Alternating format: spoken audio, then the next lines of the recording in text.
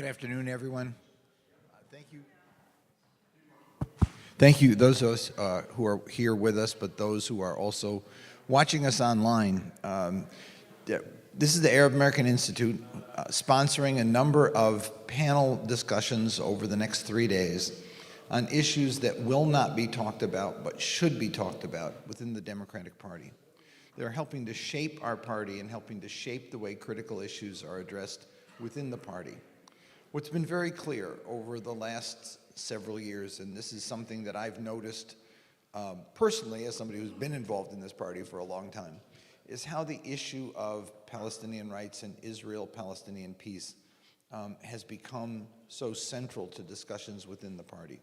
What's interesting in the polling that we do is the extent to which young voters, Black, Latino, Asian voters, young progressive Jewish voters have turned a corner in their attitude on this conflict. They want arms limited, especially those arms, weapon sales to the region that are costing the lives of civilians and used in an offensive manner that violates U.S. law. They want Palestinian rights to be protected. They want an end to the U.S. policy that treats one side favorably and the other side ignores their humanity. They want change. And we're seeing that reflected in campaigns across the country, political campaigns. But what we're also seeing is that the extent to which there's been change, there's been a near hysterical effort to deal with that change and to silence it.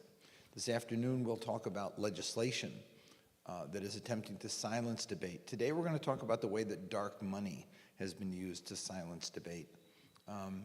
And to do so, we're joined by two folks who've been victims of dark money, one might say, and a third who helped lead the fight within the Democratic Party to ban the use of dark money. Let me make a point. We've seen a number of defeats, and they get the headlines.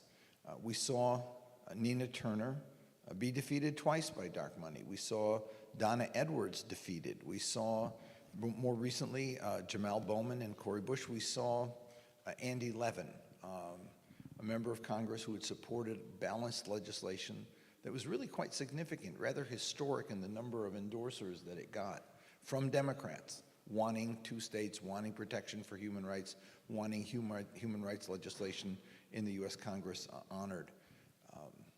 We've also, however, seen folks who've defeated them, defeated the efforts to make this issue. We saw Summer Lee win. We saw them fail to come after Rashida because they can't find anyone to beat her. We saw Ilhan defeat. And the thing is that whenever they lose, they claim they really weren't involved, but they were involved in huge amounts of money spent against Summer Lee, not by AIPAC directly, but by Jeffrey Yass, who had his own super fund set up. We've seen, in other words, this issue not become as decisive as they want it to be, because we win some, we lose some, but we're in the game. We cannot compete, however, with the tens of millions of dollars that get spent in congressional races that becomes obscene. And what concerns us is that it's happening now on the issue of Israel-Palestine, but you know, it's going to happen on Big Pharma, it's going to happen with big oil, it's going to happen with other interest groups that are going to say, it's cheaper for us to spend $10 million and defeat advocates who are opposed to us than it is to have lobbyists all year round doing stuff.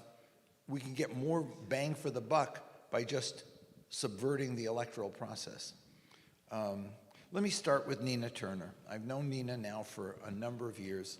We worked together in the Bernie Sanders campaign. We worked together in our revolution, and I supported her both times she ran for Congress. She's an extraordinary leader of the progressive movement, and from Cleveland, and ran a hell of a race, but could not match the amount of money that was spent. And the interesting thing about the money that gets spent is that it never talks about Israel, never talks about Palestinians. They use the money to smear and defame the person that they're challenging. So Nina, it was a painful loss, but I want you to talk about it. It was, Dr. Zogby, and thank you so much. I want to thank the Institute for having us and all of my colleagues who are here, the congressman and the chairwoman, and just for all of you for taking this issue seriously. Dr. Zogby was with me every step of the way. So many others were, him in particular, and it was very painful. I mean, I served in the Ohio Senate, did not know much about AIPAC because on the state level, you know, it really doesn't come up as much. It didn't come up at all. And to really, I just felt like somebody walked up to me and punched me in the face and knocked me out. Being labeled, and this is way before October 7th. I mean, this was a special election in Ohio in 21, and then the regular election cycle in 2022. It was an open seat. The congresswoman had gotten appointed to to be secretary of HUD, and so it was a totally open seat and a solidly Democratic seat.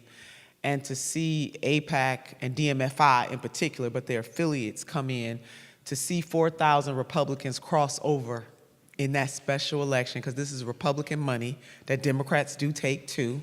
So this is not just about Republicans, this is about the corporatist wings of both parties who are willing to sell out. And so dark money itself, whether it's AIPAC, DMFI, or the National Rifle Association, or the National Restaurant Association, as I'm finding out when it comes to doing away with the sub-minimum wage, we must be committed to getting dark money out of politics, period, because the people who live in these districts, their voices are not heard. To Dr. Zogby's point is, they didn't talk about Israel. They darkened my skin, so they went to that. Many of you might be familiar with colorism, certainly familiar with anti-black racism. Colorism is another component of that, where the closer to white skin you are, the more elevated you are in terms of intellect and beauty. And we don't talk about that a lot, but they use colorism because the person that I was running against, they couldn't use ageism because there was only about a 10-year difference between us. But they used colorism because the black person that was running against me, and I say running against me, was lighter skinned.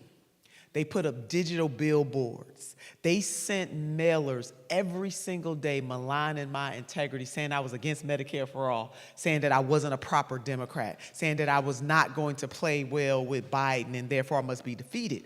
But in the back rooms, and I have Jewish allies, both progressive allies and some who just like me for me, they were sending emails to Zionist types saying to them that I'm anti-Semitic. They raised money against me all over the country. They even brought in crypto. Bankman-Fried donated to DMFI and AIPAC to defeat me. You guys may remember he got caught up in the scandal with the crypto. So when I tell you how painful, and I had served this community, my district has the largest number of Jewish Americans in the state of Ohio. It was in the 25th district. I served all components of my district, never had a problem, had allies in that community, only to be turned on. I remember getting a phone call, Doc, and I'm going to end at least my portion of this with this, and I'll never forget it. This is a Jewish businessman that I had a relationship with. We had worked together on the state level on some things, a businessman. He called me up, and he calls me Nina. He's an elder. He said, I don't know you anymore. He said, I'm getting calls into my office that you want to be part of the squad. And I have members of the squad who are actually my friend. That doesn't mean we agree on everything, but here they are overlaying their disdain for the squad on me. And I said to this person, well, I don't know what you're talking about. I said, I have friends and I have colleagues. We don't think the same on everything, but they standing up for justice, that's what I stand up for. He said, we coming after you with everything we've got. And you can do two things to stop it. One, you must disavow the squad. And secondly, Palestinians have no rights that the state of Israel must recognize. I clenched myself because I'm on the phone. And I couldn't believe that this is the person I'm talking to because, again, I want you to remember, we had worked together on projects. I was all that. I was the cat's meow at a period of time until I started running for Congress. And I could hear my grandmother, who's now deceased, voice in my head saying, act like you got some sense. Because I'm going to be honest with you guys, I wanted to cuss him all the way out. First of all, my agency as a black woman, a grown black woman, was being challenged on the phone by this man who told me I got two choices for them not to come after me: disavow the squad and that Palestinians had no rights. He said, if you don't do that, we coming at you. And I said to him with gritted teeth, I said, you're gonna have to come after me. And that's exactly what they did in both of my races. The special election was the closest that I came. I was 30 points ahead of my opponents, but the main opponent by 30 points in May of 2021, and they walked me down. And they won that race barely. So you know in Congress, and the congressman can attest to this, the longer you're there, the harder it is to defeat an incumbent. So I had to go again in 2022 to test this thing out. And you have people like Mal Mixon, and I don't know if his name is Mixon, but the DMFI guy bragging to the press saying we defeated her and we're gonna use her defeat as a template on how to defeat progressives moving forward. I want the people who are watching us from afar and the people in this room to know that is anti-blackness, even though it's not called that. And just because there is a puppet with black skin on the other side, the same thing happened to Congresswoman Bush, doesn't make it any more or less anti-black.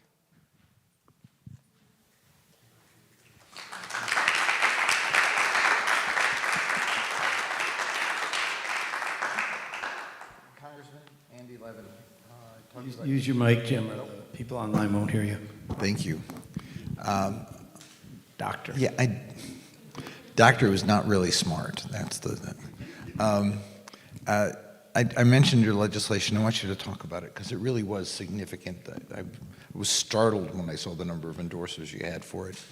And that brought you into the bullseye of somebody who had to be silenced, even though one would have great difficulty construing it as anti-Israel. But you got redistricted, and so got smushed together with another member of Congress. You were the Jewish member, your opponent was not, but they turned against you over this legislation. And I knew your dad, knew your uncle. It's a family of great prominence in the state. It must have been very painful for you to endure this. At the same time, though, what I want to commend you for before I ask you to speak is the extent to which, like Nina, you didn't stay silent. You were really instrumental in the uncommitted campaign in Michigan in getting young voters on campuses to turn out and let their voices be heard. And so I want to thank you for that before you speak and ask you if you would comment a bit on the election, but also on the extent to which Republican money played a role in this, because this is a Democratic primary with Republican billionaires contributing. So could you speak about those themes? Thank you. Yeah, sure. Well, first, thanks for having me and us, and it's an honor to be on this panel with you and with my sisters here. There's so much to say. When Nina was talking about her experience, I remember, I just have to say that there's a former president, national president of AIPAC, who was a constituent of mine. So as Jim said, we're talking about 2022. So I was elected to Congress in 2018 in the wave with many amazing people, including the four who became the squad pretty quickly. But you know, it was the biggest Democratic wave since 1974. And then, of course, every 10 years we do the census in 2020, and then we had redistricting. Michigan lost a seat again. We once had 19 years ago, but we went from 14 to 13. And so what happened to me, there's no advantage of incumbency. There's two incumbents thrown together in a district. And one of the things that that's so amazing about Nina is beyond this one issue, right? She's been a champion of Medicare for all. She's been a champion of the Green New Deal. She's been a champion of progressive policies.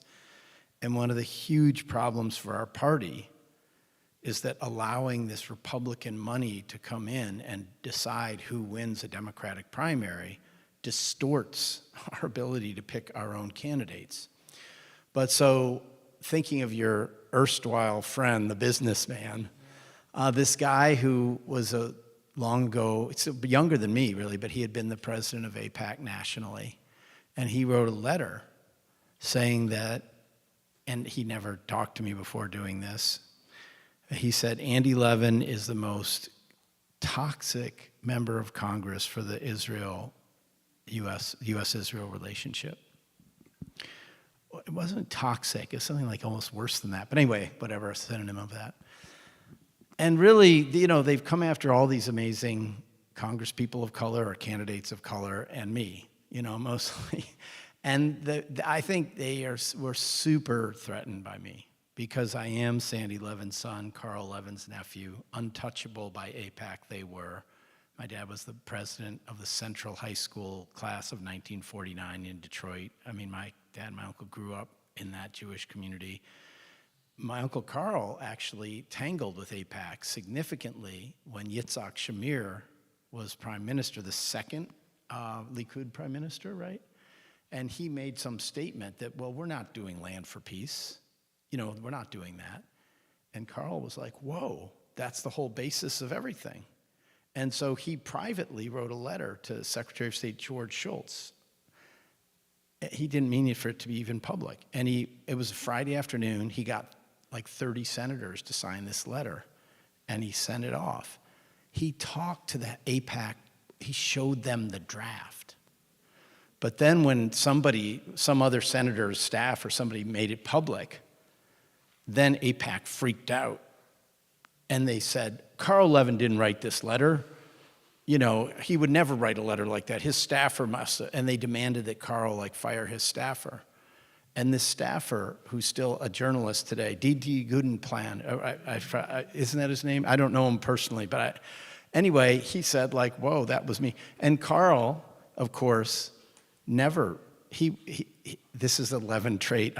He didn't just have some staffer write some important letter that he didn't look at. He went back and forth. Judith, no, look, there's a split infinitive, you know, like crazy stuff. Anyway, he was very much felt like the author of the letter. He said, no, I'm not doing that. That's my letter, and it's the right thing to do.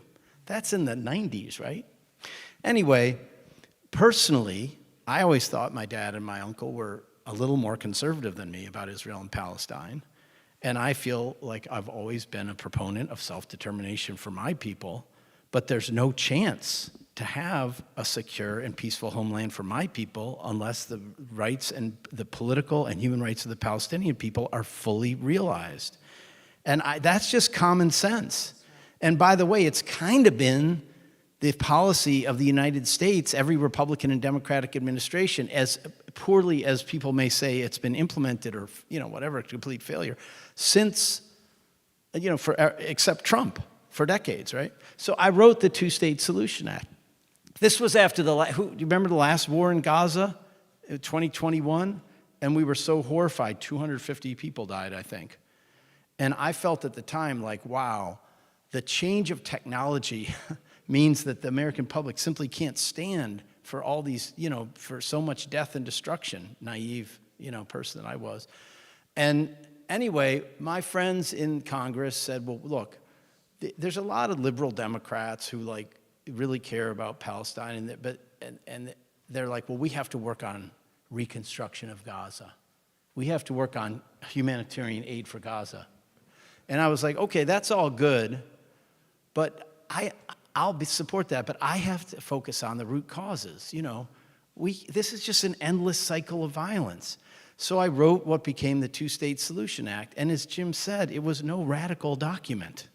It did say that the U.S. must enforce our existing law on military aid to all other countries, but certainly including Israel. And it did say that as Republican and Democratic presidents, going back to Eisenhower and, you know, Nixon and Carter and Clinton and all these presidents, that we need to use our muscles to demand that the Israelis and the Palestinians take steps to come together and make peace. And it had concrete, you know, proposals. And I think 47 maybe Democrats co-sponsored it. So to Dr. Zogby, that's like a high water. I mean, it is great. But to me, honestly, it was kind of pathetic, right? That not that many would do it. And many of my colleagues came up to me on the floor. So you're a member of Congress, right? You're in your, that was my second term. You see, you're nothing, right? You're junior. And if your colleague comes up and says, oh, Judith, I read your legislation. First of all, that's it. The fact that they read it, you're like, well, there's thousands of bills introduced. The fact that they read anything you did. And that was really fill in the blank, brilliant, smart, great policy, whatever. You're like, your heart's fluttering. And then the punchline. Of course, I'm not co-sponsoring it. And no explanation needed. A few did say, well, I'd meet with AIPAC. But the vast majority didn't say why, and they didn't have to. So I am proud, Jim, that we got that much support. But it was a real strong indicator. And one member who's still there, and he does a great job of hanging on to a difficult seat, withdrew his co-sponsorship when the next election came around because, AIPAC demanded it. So I was in this primary, and AIPAC came after me, and Democratic Majority for Israel. And the idea that, I'm not just Jewish, y'all. I'm like a really out there Jew. I had mezuzot on all my doors in Congress, and I'm like really into it. I was the president of my synagogue till I was elected to Congress. And being the son of this family, they just could not stand that I was the loudest voice in the House for just moving forward for Palestinian rights. They came after me.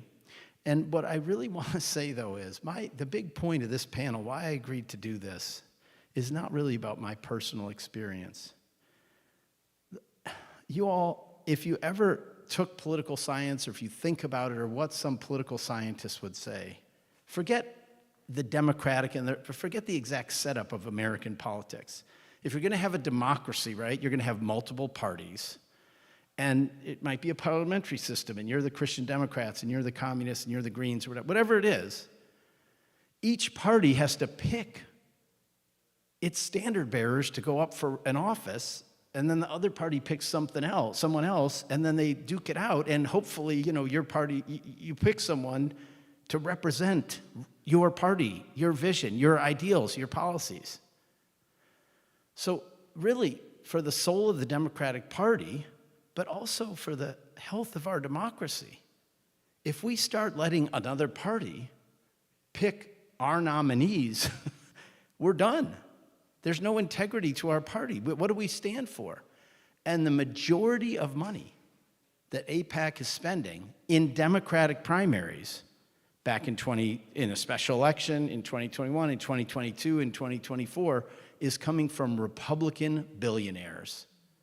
So yes, Big Pharma's not dumb, ExxonMobil's not dumb, Big Tobacco, whatever tobacco or whatever it's called when it's e-cigarettes, they're not dumb. All these Republican interest groups are going to say, hey, let's pick the nominee of both parties. And then we'll have I guess you're right, we'll have a lot smaller lobbying budget because we won't have to spend all that money because we'll handpick So this is really, really important. It's important because justice in Gaza and the West Bank and for Palestinian citizens of Israel and for everyone who lives in the Holy Land is really important, but it's also really important for the future integrity of our party.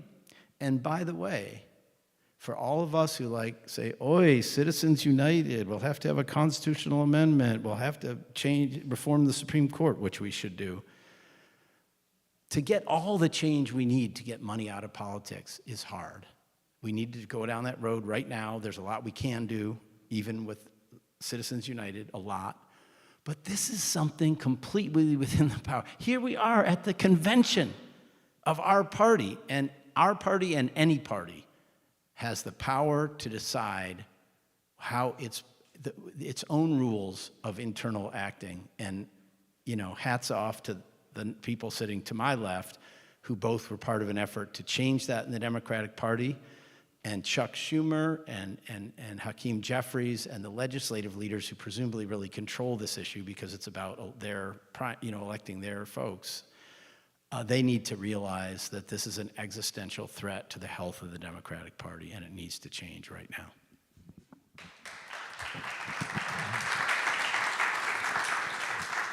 Thank you. You don't need to remind me about the mic again. I learned. Thank you.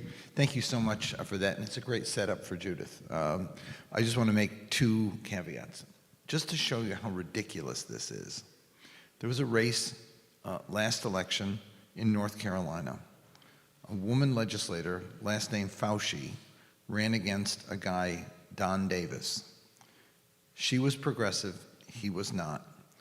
A guy from Pennsylvania started his own super PAC, put $1 million into it, and 900,000 of it got spent for Don Davis to help him defeat the progressive state legislator.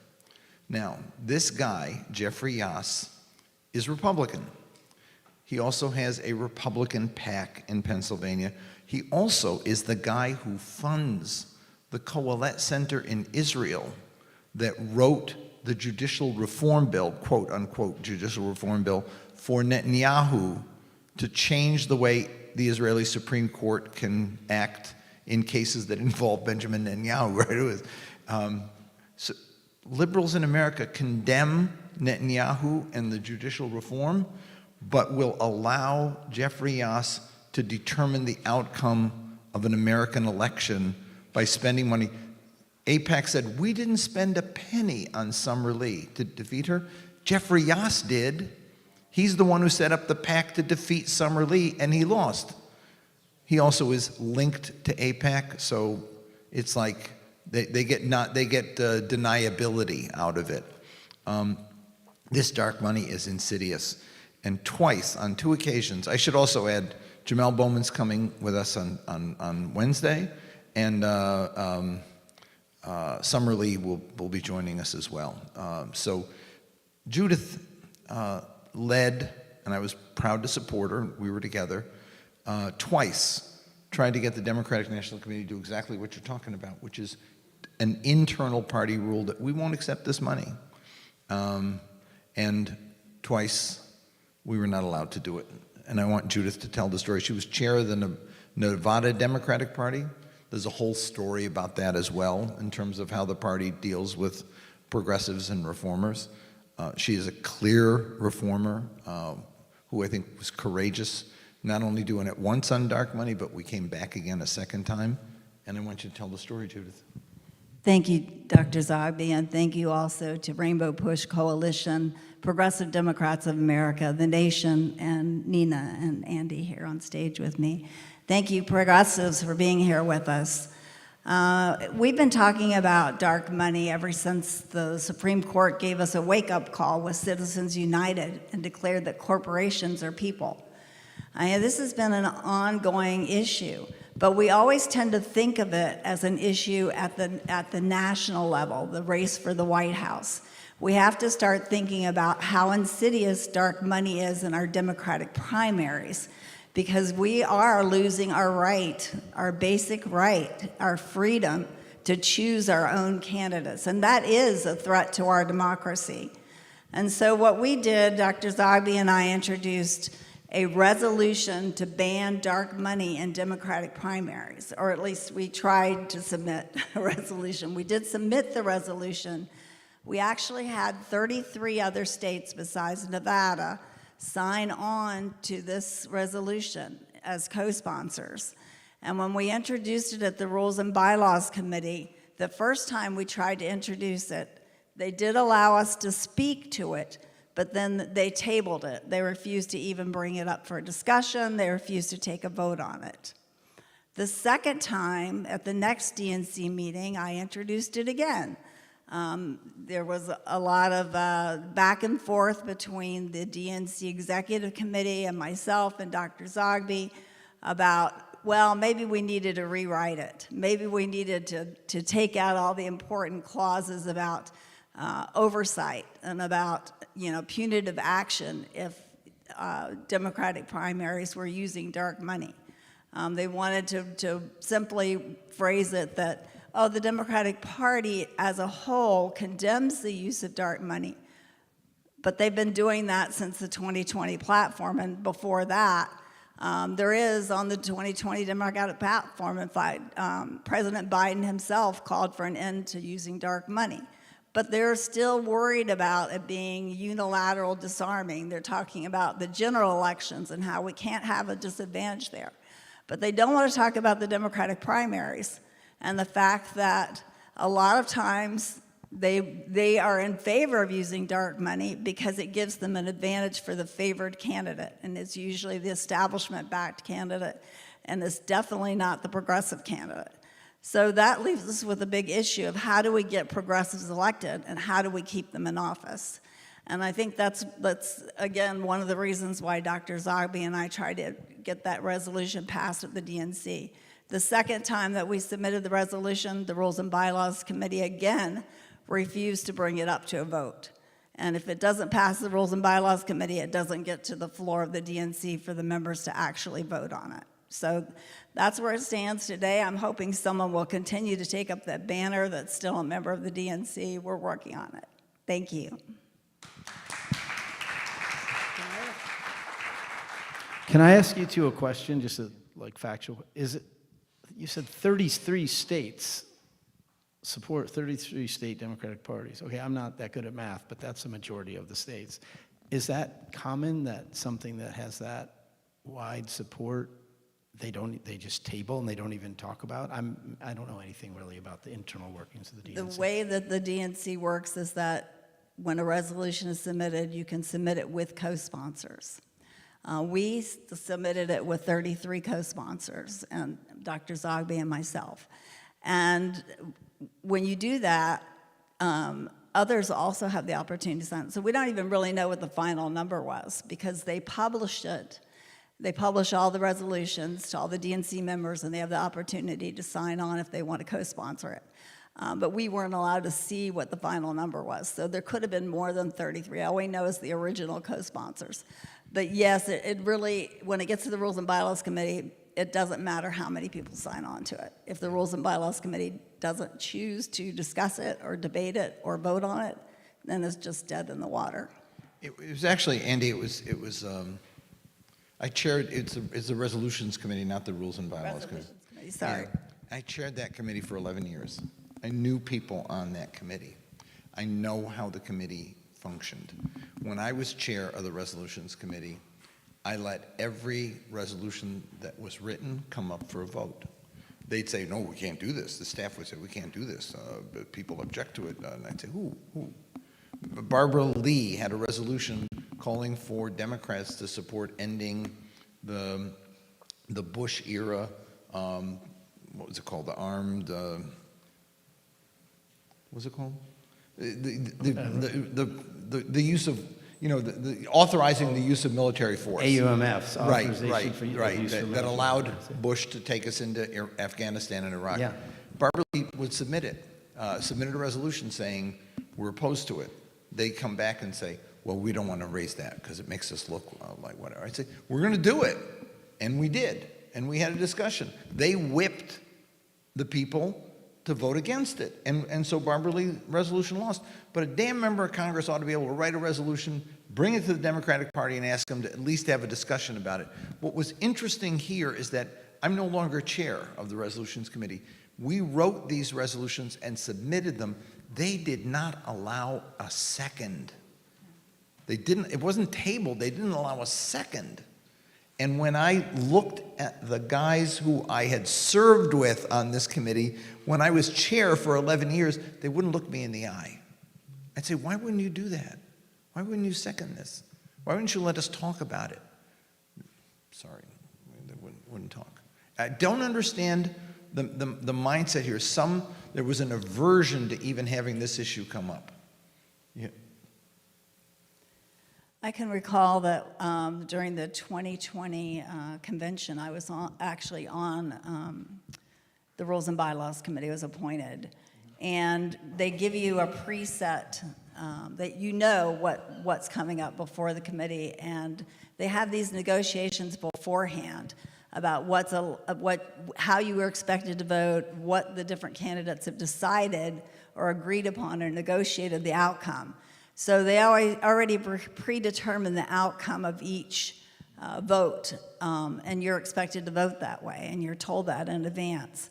And it's the same thing with all these committees. I know that on one instance, when we served on that Rules and Bylaws Committee, there was one rule that stated that the party would ban dark money, and it was the one thing, and it was a statement against using dark money, and about corporate donors. And basically both candidates, and this was, at the time was Biden and Bernie, decided that they would let members vote their conscience on that one item. The rest of them, we were told how to vote. And on that one item, we almost passed it. I mean, we just barely lost that vote. And so I think that's why they decided not to let anyone vote, because they were worried about the outcome. So they had decided in advance to tell the resolution committee members exactly what they expect them to do.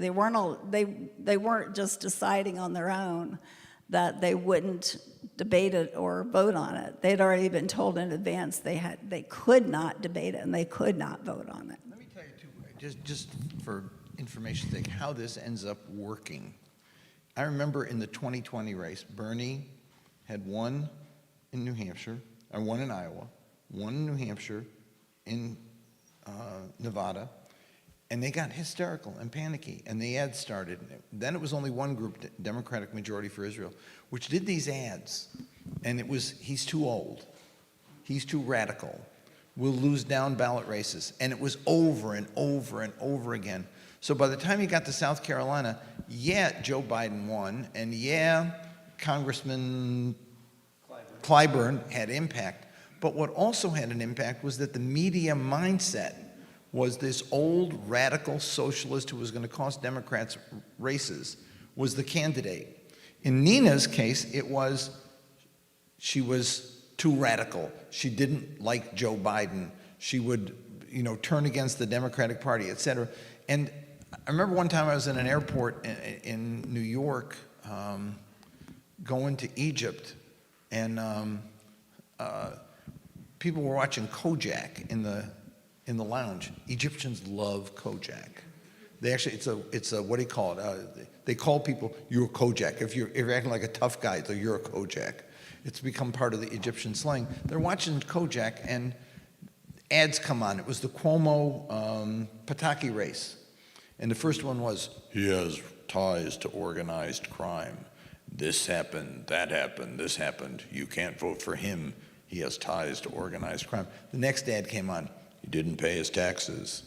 He did this, he did that. You can't trust him. He doesn't honor the law. And I thought to myself, we're talking to the world about being Democrats, about voting for democracy, and the Egyptians leave this lounge thinking, God, democracy's great. You get the choice between a crook and a criminal. Negative ads actually pollute the water of our electoral politics in a way that is destructive. And that's what dark money does. And so, Nina, how much money was spent against you in your race? Combined from the different sources, close to $6 million. And Andy, how much in yours? Well, dark money wise, Yeah. $7.5 million was spent against me, and then the groups that raised the dark money probably raised $1 million each of hard money for my opponent as well, and I'm sure that happened in Nina's To race. that point, Doc, and to the congressman, I want to make a point that when you are the candidate that this dark money is coming up against, you got to remember when we raise money, we're trying to get a message out to our community. So if you're the one where dark money is being used against, you not only have to try to raise money to get your positive message out, you also have to raise money to defend yourself. If you are the recipient of the dark money, all you have to do is raise money to get your message out because you have another group that's doing your attack. So you don't have to attack. So even if the person on the other side of us raises a little less, because in my race, my first race, I definitely raised more money than my major opponent, but she didn't need as much money because she had another group doing her bidding. Also, legally, those groups are not supposed to be able to communicate with the candidate, but there are loopholes. And so my opponent put a red box on her website, and the red box was a message to the PACs on what and how to attack me. So we got to clean this thing up. And even listening to Judith, just another reminder, we're talking about what it takes to be able to run and try to win on the outside.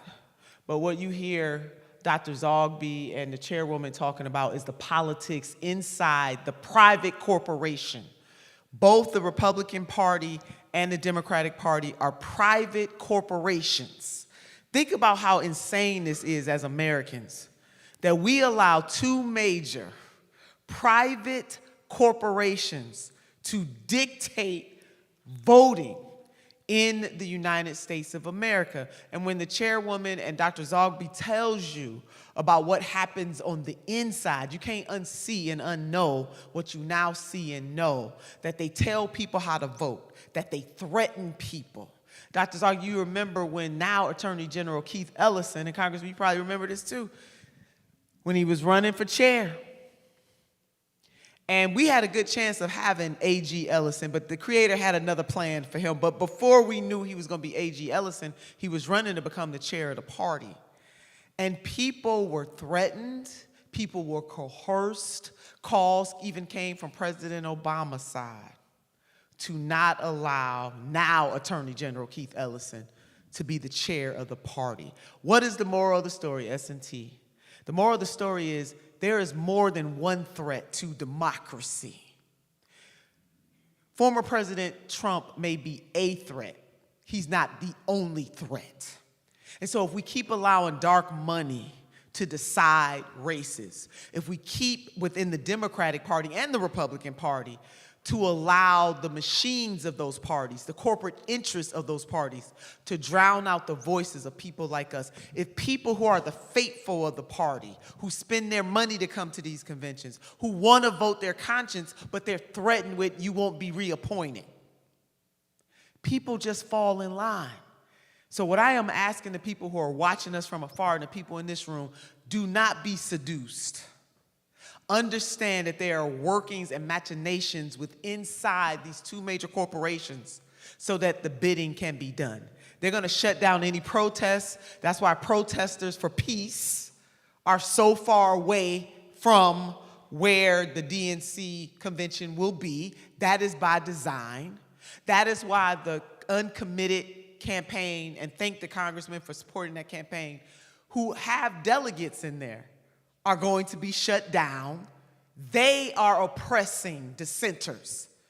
So when Democrats want to lay claim to some moral high ground against Republicans, you lose it when you do stuff like this. You don't reappoint a man like Dr. Zogby because you're mad because he stands up for justice.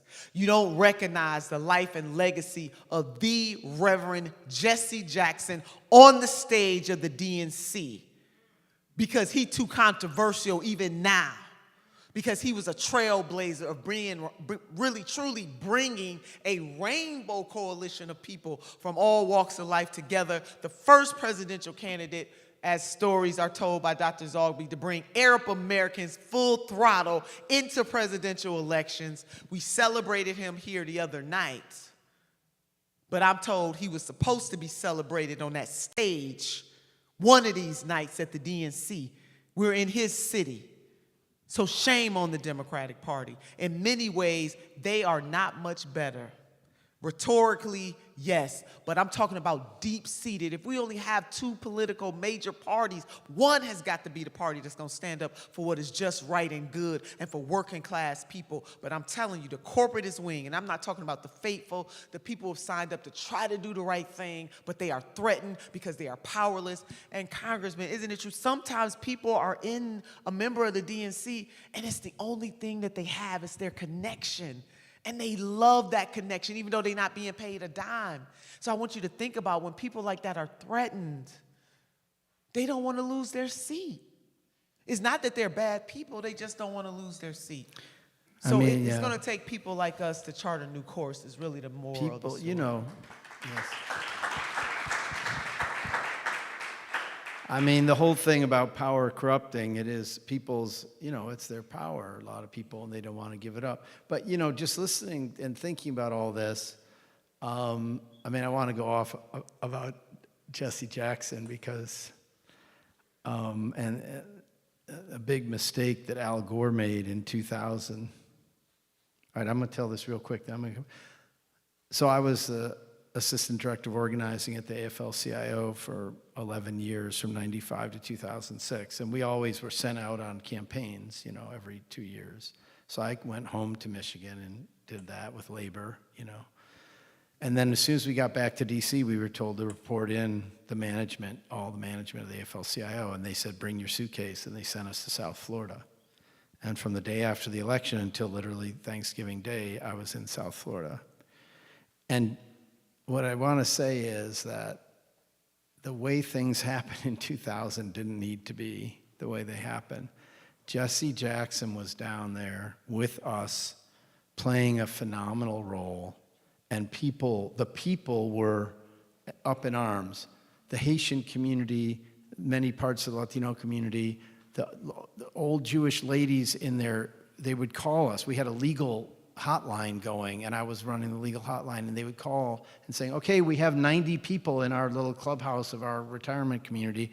We did our vote, we voted for, what was his name, the evangelical guy by mistake. The hanging chads, all that stuff. And the point is this, Jesse Jackson and the labor movement was down there running a really kick-ass campaign, and we were moving towards broad expressions of civil disobedience and lack of acceptance of this. And Al Gore called John Sweeney and said, this is a legal matter. This is about, we got really good lawyers, we have to leave this to the lawyers. And they called off the dogs, meaning all the people. And Jesse Jackson was leading that fight and doing such a beautiful job. All right, that's my unauthorized divergence. But I just want to say, just think for a second about the possibility. It is so possible that our politics could be so different than they are. And even let's admit that some other imperfect democracies are so much better than ours in some ways. Rishi Sunak, is that his name? He makes a big mistake. He calls a snap election. Anyway, England, they have a 6-week election, right? And boom, that's it. France, right? They just had an election.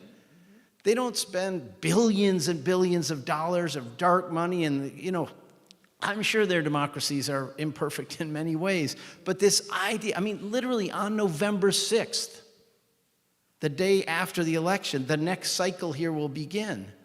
And candidates for Congress will be expected to hit the phones to start raising all this money. In my last election, I raised about $3 million for a primary.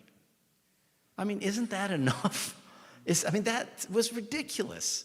And yet we were completely flooded, like a biblical flood of dark money just washed us away. So we have to fight. It really does corrupt our politics, and we've got to change it. And if you think about it, you said the amount in your race. Jamel Bowman faced $13 million in direct. New York City, baby. And by the time it was done, it was 20. And Cory Bush, it's obscene. And it comes from a handful of people who end up directing traffic in a way that just so distorts democracy. Here's the other thing that is concerning. I remember when we had folks challenging incumbents, and the DCCC, the Congressional Committee, had a rule that if a consulting group supported a challenger to an incumbent, they could no longer get business from the DCCC. Right. But where did this dark money get spent? In some of the very same consulting groups that the DCCC sees as their cohort. And one of the things we tried to do in the Unity Reform Commission that Nina and I served on was have financial accountability and transparency. And that is simply not happening. I mean, you call it corporatist.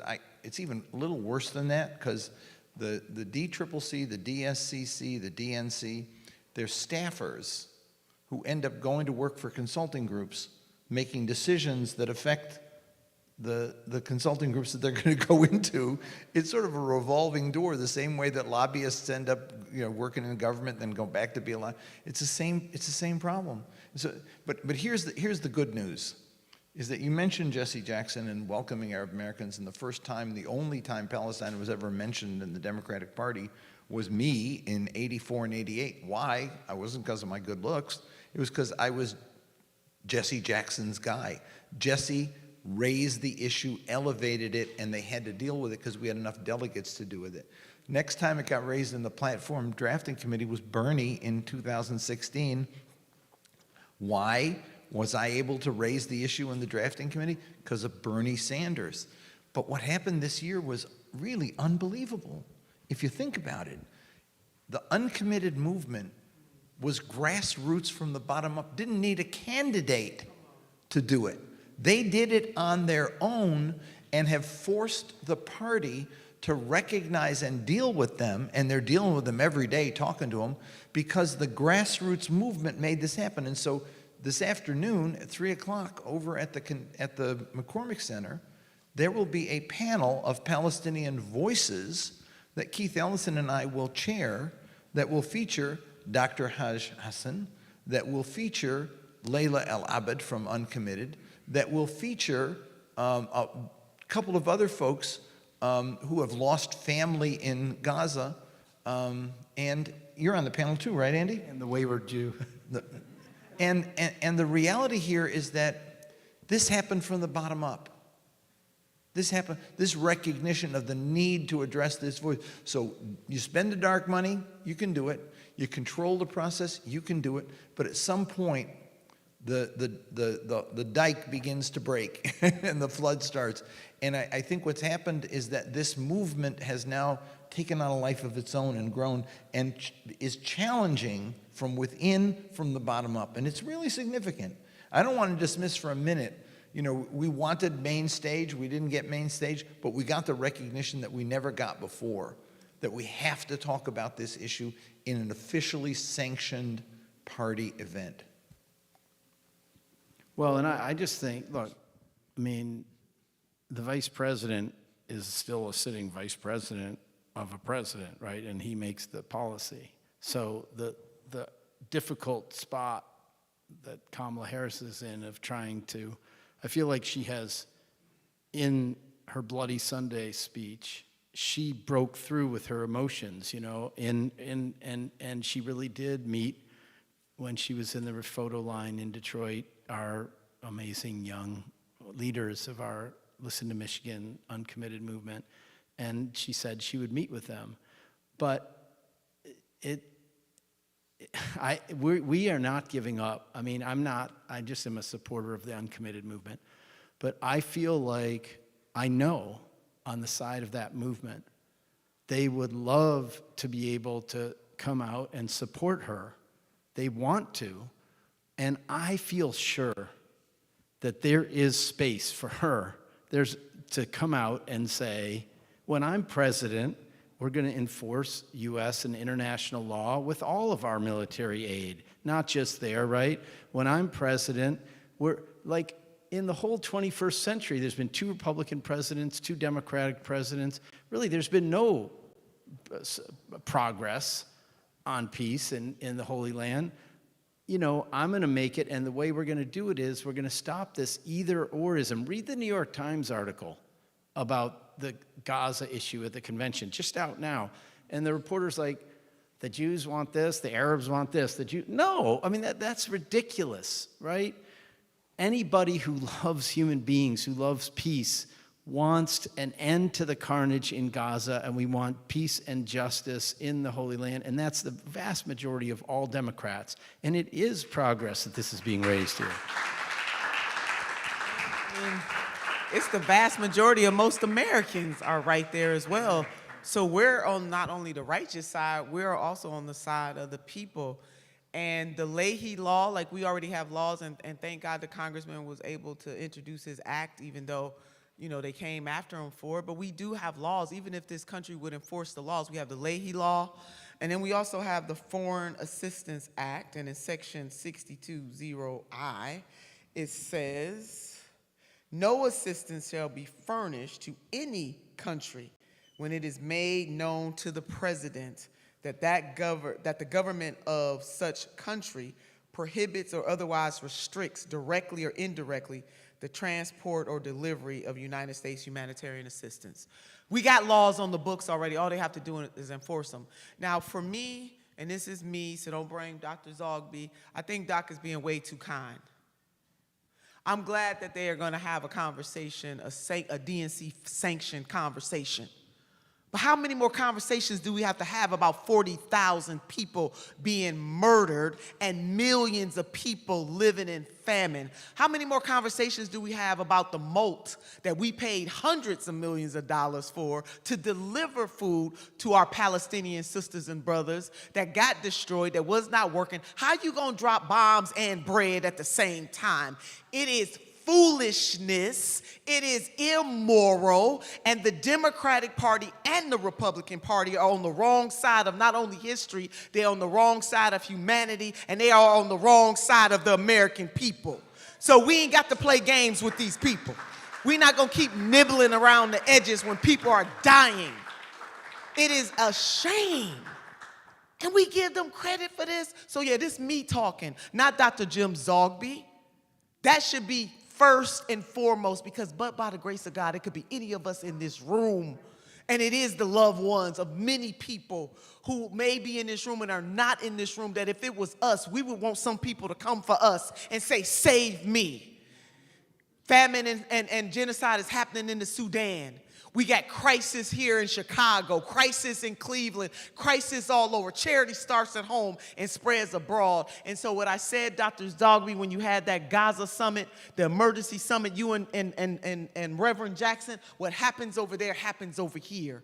And so we expecting politicians who don't give a damn about hungry babies here in Chicago or Cleveland, name your city, to care about hungry babies over in the Gaza. The two things don't go together. We're dealing with immoral people, plain and simple, and for political expediency, they're sacrificing the lives of Palestinians in the Gaza. It's time out for it. We can't keep playing games with these people.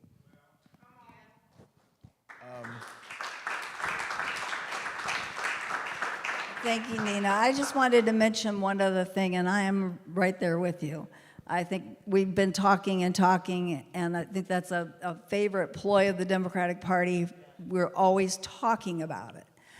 Without resolution, and it's time for resolution. It's time for a ceasefire. But I wanted to mention that we always seem to talk about dark money on the national stage, and I just want to take a minute to talk about it on the local stage. You have to start thinking about the fact that your local politicians are also subject to dark money being used against them. We've seen it in Nevada over and over again. It's like an incestuous relationship between the DS, the D-Trip, the dark money groups, the consultants, the contractors. They all have their hand in it. It's not just Republican super donors. It's Democratic Party donors. I mean, they just hide the money. They're good at funneling money through the Democratic Party in different states. You know, your state party also funnels money, and a lot of it sometimes is dark money. When you try to trace it, when you look at what your candidates, how they're being funded, and I took a look, and I'm like, okay, so they've had to list the PACs that donate, but they don't have to list nonprofit money. And a lot of times the nonprofits are the worst offenders because they can take unlimited money, they can spend unlimited money and not report their donors. So you have to take a close look at this. You have to look at what is being spent on your local politicians as well. And it's just as important. Look at what's happening in our state houses right now across the country. Women are losing their rights, the right to control our own bodies. I mean, this is happening at the state legislative houses. And so we have to pay attention to those races, not just the White House. And we have to pay attention to what's going on in those races as well. I mean, we've had some real success getting some progressive candidates elected to our state legislature, but We've also had some losses because when you have a candidate that's an incumbent especially, they raise, in just a local race, raise over $500,000.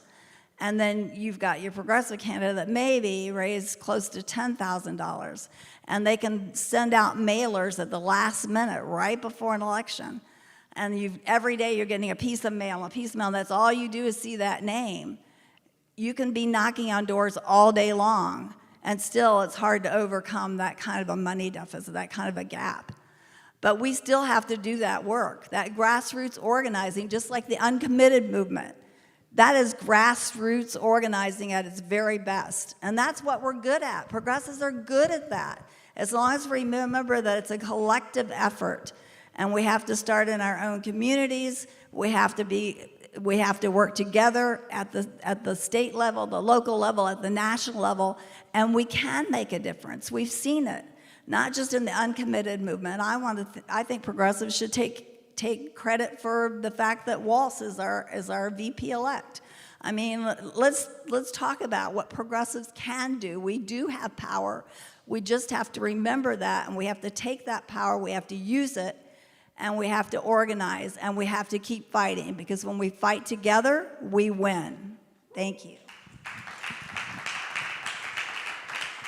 I'm gonna close this out with I do not ever want to tangle with Nina Turner, and I will not tangle with her now, but I will add a caveat. I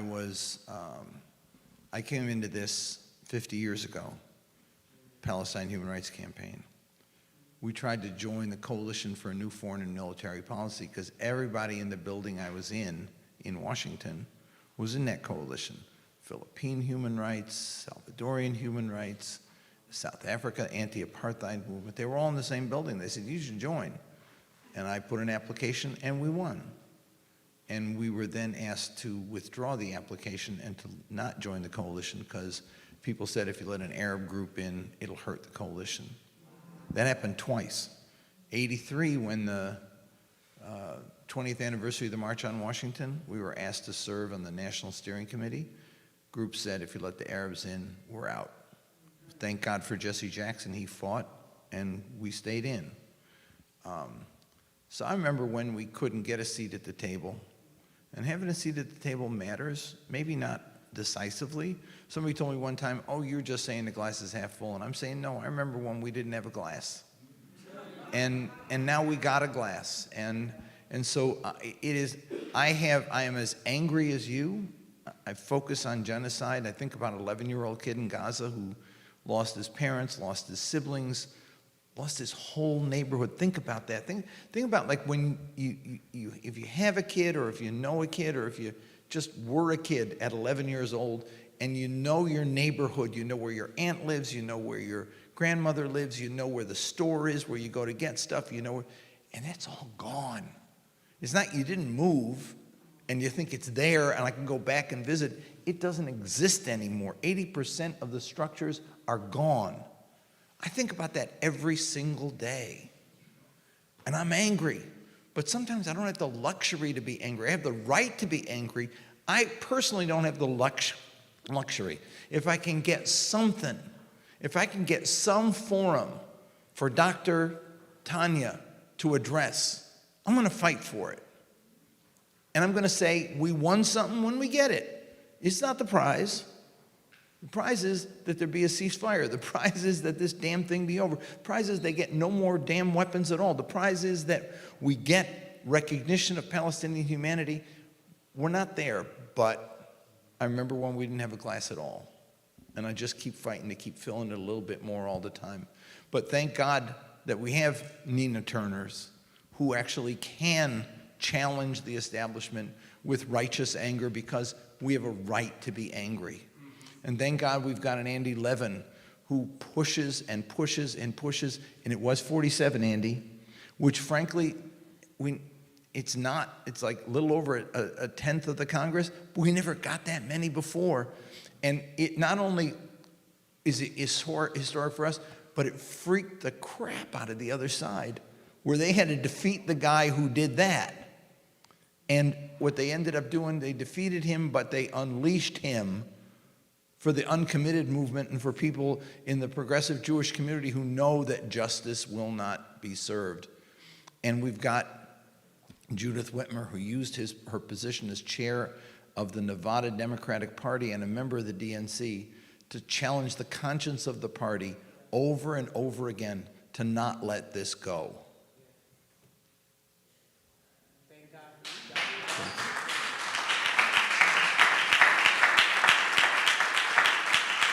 And for those of you out there watching, Maya Berry's giving me hand signals. I have no idea what the hell she's doing. 1 minute for closing remarks. Okay, sorry. Any more? I think we're okay. Thank you all very much. Thank you very much.